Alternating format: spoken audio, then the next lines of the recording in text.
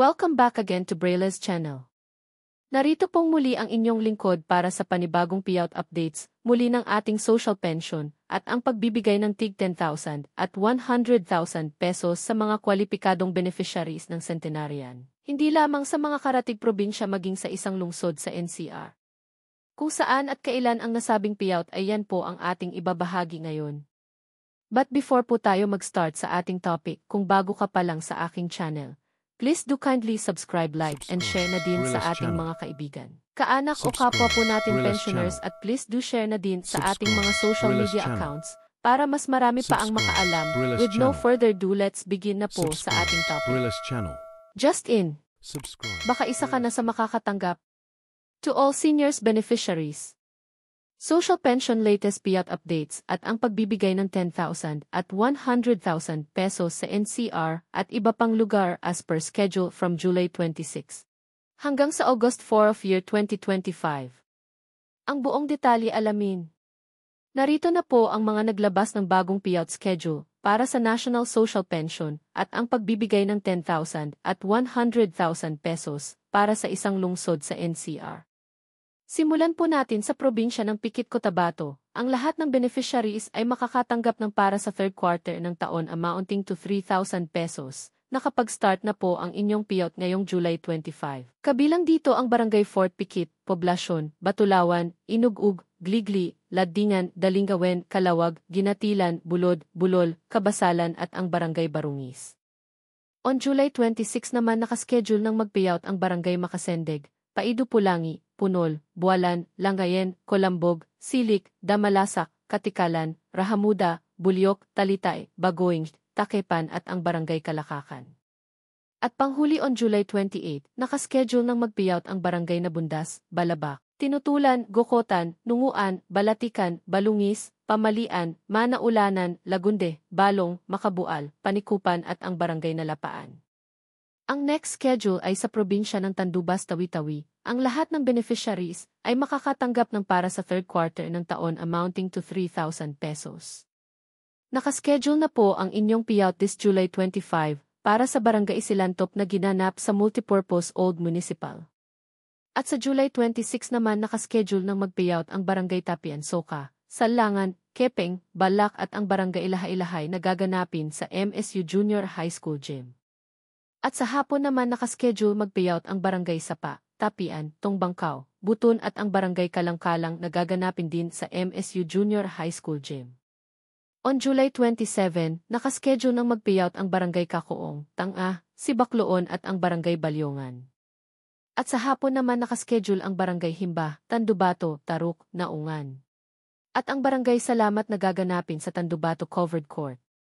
Ang sumunod ay sa probinsya ng Placer Masbate. Ang lahat ng beneficiaries ay makakatanggap ng para sa third quarter ng taon amounting to 3,000 pesos. Nakaschedule na po ito ngayong araw para sa Barangay na Ocondiot, Nainday, Nagaraw, Kibrada, Dangpanan, Luna, Aguada, Ginhanayan at ang Barangay Daraga. At sa hapon naman nakaschedule ang Barangay Santa Cruz, Kalumpang, Tubod, Villa Inocencio at ang Barangay Pasyagon, Katipunan, Tabok at Barangay Daang Lungsod na ginanap sa Moises Adam Sports Complex. Ang next schedule ay sa probinsya ng Barangay Alindahaw, Tukuran, Zamboanga del Sur. Nakaschedule na po ang inyong payout this July 28 na gaganapin sa LGU Beach na mag-start ng 8 ng umaga. Ang next schedule ay sa probinsya ng Santa Maria, Zamboanga City. Ang lahat ng beneficiaries ay makakatanggap ng para sa third quarter ng taon amounting to 3,000 pesos. Nakaschedule na po ang inyong payout this August 4 na gaganapin sa covered court inside Santa Maria Central School Espet Center na mag-start ng alas 9 hanggang alas 3 ng hapon. Pero bago po ito ganapin ay magkakaroon na muna ng validation schedule ang inyong lugar para sa mga beneficiaries na mag-start this August 1 na gaganapin din sa covered court inside Santa Maria Central School Espet Center na mag-start ng 8:30 hanggang 2 ng hapon. Ang next schedule ay sa probinsya ng Barangay Ilocodnon, Dupax del Sur, Nueva Vizcaya. Nakaschedule na po ang inyong third quarter payout this July 30 na gaganapin sa overflow na mag-start ng alas 11 ng umaga. Ang sumunod naman ay sa probinsya ng Barangay Gapo, Daraga, Albay. Nakaschedule na po ang inyong payout this July 26 na gaganapin sa Barangay Sipi Covered Court na mag-start ng alas 10 ng umaga. Samantala, dumako na po tayo sa pagbibigay ng 10,000 at 100,000 pesos cash gift.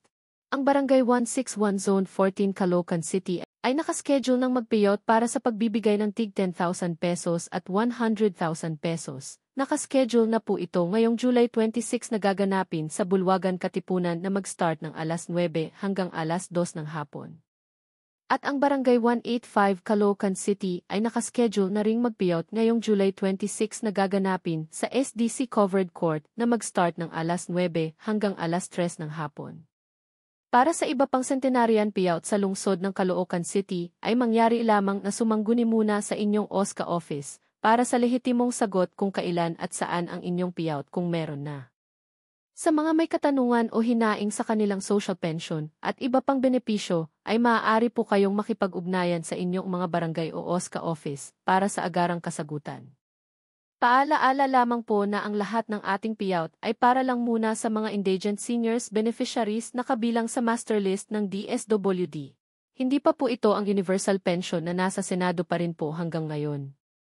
Asahan niyo pong ibabahagi po agad natin ang anumang updates tungkol dito. That's it. Sa ngayon ay ito pa lamang ang mga bagong naglabas ng kanilang payout schedule at ang pagbibigay ng 10,000 at 100,000 pesos sa mga qualified beneficiaries ng Caloocan City. Sa mga wala pa ring payout ay manatili lamang po kayong nakatutok sa aking channel para sa mga upcoming payout updates at iba pang informative videos na para po sa inyo. Marami pong salamat and God bless po sa inyong lahat.